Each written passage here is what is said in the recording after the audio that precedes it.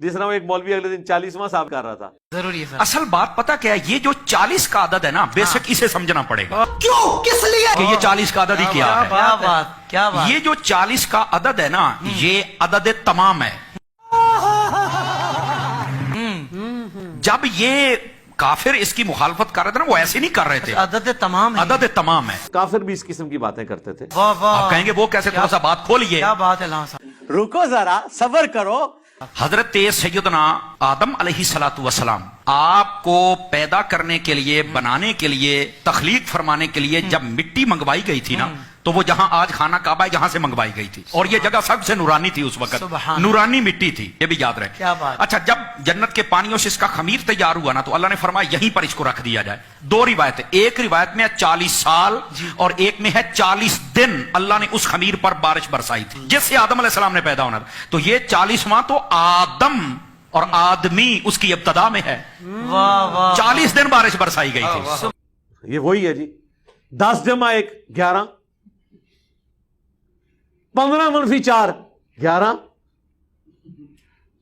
1 اور 1 11، 11ویں ثابت ہوگی.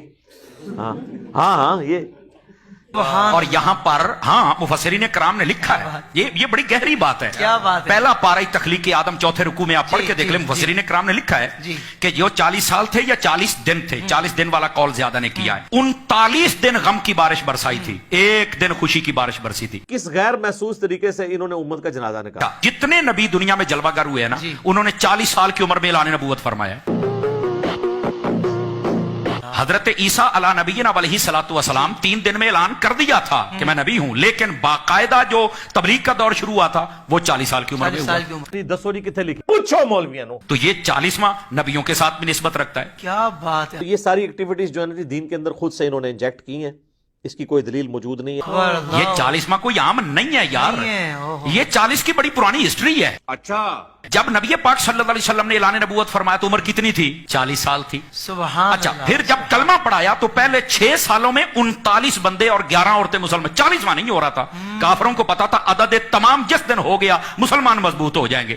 حضرت عمر نے جناب اس وقت تو کلمہ نہیں پڑھا تھا، تلوار اٹھائی اور نکل پڑے. اللہ نے فرمایا اپنی رحمت سے تو کہتا ہے 40واں نہیں ہونے دیں گے، ہم 40واں ہی تیرا کریں گے. کہ نبی علیہ السلام کی مبارک 3 بیٹیاں جوان شادی شدہ آپ کی مبارک زندگی کے اندر فوت ہوئیں. آپ نے کسی کا تیجا 40واں 10واں نہیں کیا، بلکہ آپ یہ جو لوگ کر رہے ہیں ان سے صرف سوال پوچھیں کہ نبی علیہ السلام نے اپنی کس بیٹی کا تیجا 40واں 10واں کیا ہے، تو آگے اس کی جو شکل بنے گی نا اس سے آپ آئیڈیا لگا لیں کہ اس کے پلے کوئی شے نہیں ہے. عدد تمام ہوا ہی حضرت فاروق اعظم سے. اور وہ بات جس کی طرف آپ نے اشارہ جہاں سے میری تار چھیڑی تھی، نہ چھیڑا کرو ملنگا نو، میں تو منع کیتا ہے. وہ یہ تھی کہ جب تک کلمہ نہیں پڑا تھا تب تک 40ویں کی مخالفت تھی. ہمیں نبیوں والا دین چاہیے، بابوں والا دین نہیں، کتابوں والا دین.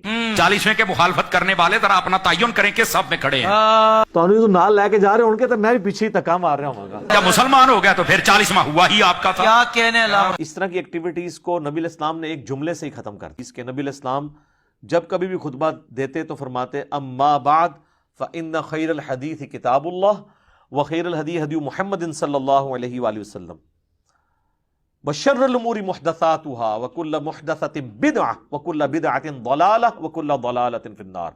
آگاہ ہو جاؤ، سب سے بہترین کلام اللہ کی کتاب ہے، سب سے ہدایت یافتہ راستہ محمد صلی اللہ علیہ وآلہ وسلم کا ہے.